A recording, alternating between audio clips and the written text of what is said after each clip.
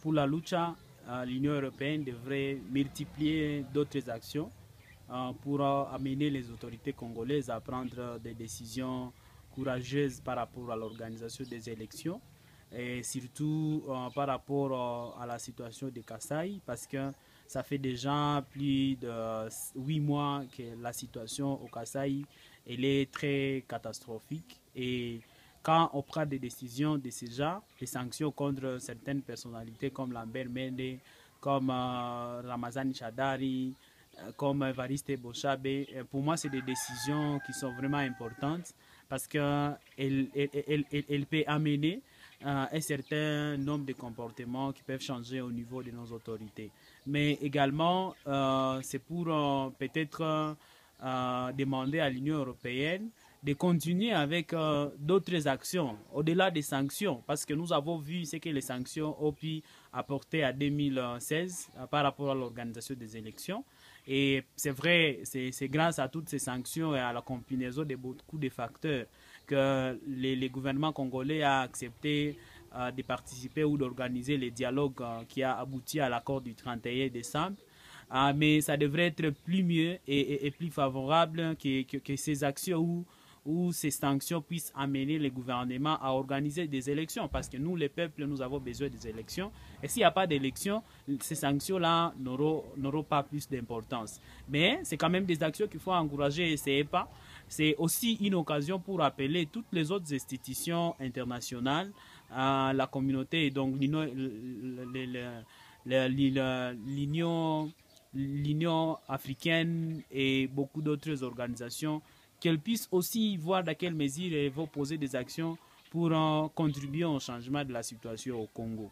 Je rappelle aussi qu'aujourd'hui au Congo, il y a une forte répression des activistes. Surtout quand nous, au niveau de la lucha, nous faisons des actions, même qui sont basées sur des problèmes sociaux, on est plus réprimés, on est arrêtés. À Kinshasa, on a appris récemment des militants nos militants qui faisaient la campagne Kin propre. Ils ont été arrêtés à Goma. Il y a des militants qui faisaient aussi une campagne sur les problèmes, les faillites des COPEC. Ils ont été arrêtés. À Mboujima, il y a d'autres qui dénonçaient le calendrier électoral, plutôt l'absence du calendrier électoral jusqu'à maintenant. Ils ont fait 3 jours au cachot. Il y a un autre militant à Kananga qui est maintenant en train de vivre dans une clandestinité parce qu'il avait il avait fait une déclaration sur la situation au Kasaï et surtout l'inculpation plutôt l'inculpation de député Clément Kangou. Et pour nous, on s'est dit, bon, est-ce que si le journal New York Times a donné ces éléments-là, est-ce qu'il faut les réfuter? Il faut quand même essayer de les interroger, de les enquêter et de voir dans quelle mesure ces choses peuvent être confirmées ou infirmées. Mais le fait de les dire directement être réprimés pour la lucha, ça c'est anormal et c'est injuste. Et c'est pour cela que nous nous encourageons que des actions comme ça puissent être prises davantage par des organisations internationales pour amener les gouvernements à poser davantage des actions démocratiques et aussi d'autres actions de restauration du droit des citoyens du Congo. Pensez-vous que les massacres qui se passent au niveau du Kasaï, ça peut être l'une des causes que l'Union européenne a sanctionné ces politiciens congolais? Évidemment, quand vous lisez même les motifs pour lesquels l'Union européenne est en train d'envisager prendre ces sanctions, c'est aussi par rapport à ce qui s'est passé au Kasaï. Quand tu vois par exemple Alexis Kandé, le gouverneur de Kasaï, qui est d'ailleurs inculpé dans leur communiqué, ils sont en train de dire clairement que c'est à cause de l'assassinat du chef Kamwina Nsapu en août 2016 que toute la situation aujourd'hui est en train de se vivre là. Et les gouverneurs n'avaient pas pris des mesures nécessaires pour essayer de mettre fin à la situation. Et c'est comme ça que les choses ne marchaient pas. Même pour Ramazani Chadari, c'est le même cas. Pour Lambert Mende, c'est parce qu'il ne cesse chaque jour de parler aux médias et de démontrer que les choses qui se passent au Kasaï, le gouvernement n'est pas impliqué, alors qu'il y a beaucoup de preuves aujourd'hui qui montrent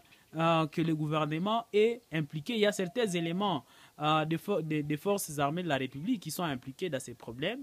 Il y a aussi d'autres éléments qui tendent à affirmer qu'il y a aussi des implications de certains ministres et d'autres personnalités. Et donc, nous sommes très, très, très convaincus que c'est à cause de cela que l'Union européenne veut prendre ces décisions, mais aussi c'est à cause du rétrécissement du climat politique au Congo, parce qu'il y a suffisamment de répression, les droits de l'homme ne sont pas respectés. Tous ceux-là qui veulent parler, qui veulent dénoncer ce qui se passe au Congo, ils sont en tout cas réprimés. Et vous voyez, il y a eu les experts des Nations Unies, les deux experts, Michael Chap et Zaïda Katala, qui ont été tués au Kasaï.